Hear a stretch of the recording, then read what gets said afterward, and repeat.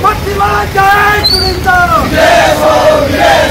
नहीं चलेगी नहीं चलेगी दादागिरी नहीं चलेगी। आणि समुद्र आमच्या हक्काचा नाही कुणाच्या बापाचा जमीन आमच्या हक्काची नाही कुणाच्या बापाची वाढवण बंदर रद्द काटेंगे भाई काटेंगे मच्छी जैसे काटेंगे। मच्छीमारांना विस्थापित होऊ देणार नाही, मानेंद्र आरेकर। नमस्कार, मी अर्पिता नाईक आणि आपण पाहताय समर्थन लाईव्ह। गेल्या अनेक वर्षांपासून वाढवण बंदराला स्थानिकांकडून तीव्र विरोध होत आहे। महाकाय बंदराची व्यापकता, नष्ट होणारी बागायती शेती, किनारपट्टीतील लक्षावधी तीव्राची झाडे, समुद्रातील बीजोत्पादन, खडकाळ प्रदेश, मोठ्या मालवाहू बोटीच्या वर्दळीमुळे मासेमारी क्षेत्र संपुष्टात येणार असून परिसरातील जैवविविधता, मासेमारीवर मोठा परिणाम होणार आहे। तसेच या ठिकाणी नक्षलवाद वाढेल। त्यामुळे या वाढवण बंदर उभारणीला स्थानिक ग्रामस्थांचा आणि मच्छीमारांचा तीव्र विरोध आहे। खरं म्हणजे वाढवण सारखं हे महाकाय बंदर झालं तर सगळ्यात जास्त जो परिणाम होणार आहे तो मच्छीमार होणार आहे।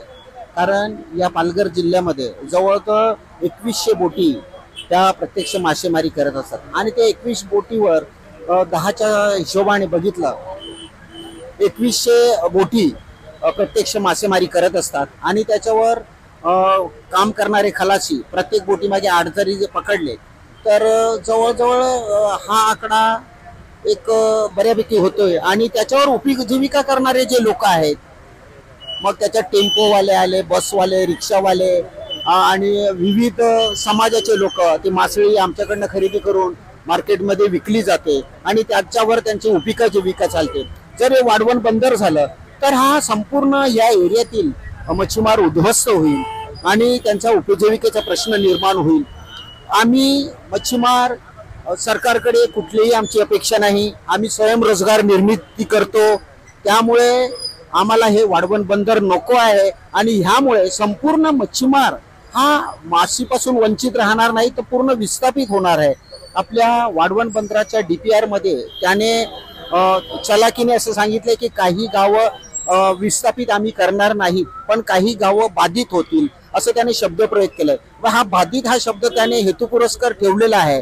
जर एवढा मोठा समुद्रामध्ये जर भराव 5,000 एकराचा जर भराव करणार असतील आणि समुद्रामध्ये जर 12 किलोमीटर जर ब्रेकवॉटर बांधणार असतील तर त्याचा परिणाम काय होणार आहे याला कुठल्या सायंटिस्टची गरज नाही। कारण समुद्र हा त्याच्या एवढा पाणी हा या भूमीवर म्हणजे ह्या जमिनीवर आमचे मच्छीमारांच्या वस्त्या आहेत तिथपर्यंत फेकलं जाईल आणि गावाच्या गावं उद्ध्वस्त होतील आणि त्याच्यामुळे आम्हाला वाढवण बंदर नको आहे असं आम्ही आपल्याला सांगू इच्छितो आपल्या माध्यमातून।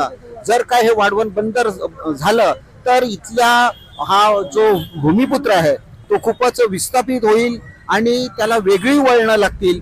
आणि मला आता असं वाटतं की नक्षलवादी व्हायला काही सुद्धा हरकत नाही पोरला, कारण जर रोजगारच नसला तर इकडे हाणामारी, गुंडगिरी ही सगळी वाढणार आहे। त्यामुळे सरकारला सांगू इच्छितो की आपण कुठल्याही परिस्थितीमध्ये हे वाढवण बंदर रद्द करावं आणि इथल्या भूमिपुत्रावर जो अन्याय होणार आहे तो दूर करावा। वाढवण बंदर झाल्यास रोजगाराचा प्रश्न निर्माण होणार आहे। त्यामुळे पालघर जिल्ह्यातील वाढवण बंदर विरोधी विविध संघटनांनी वाढवण बंदर हद्दपार करून समुद्रात बुडवणार असल्याचे सांगितले आहे।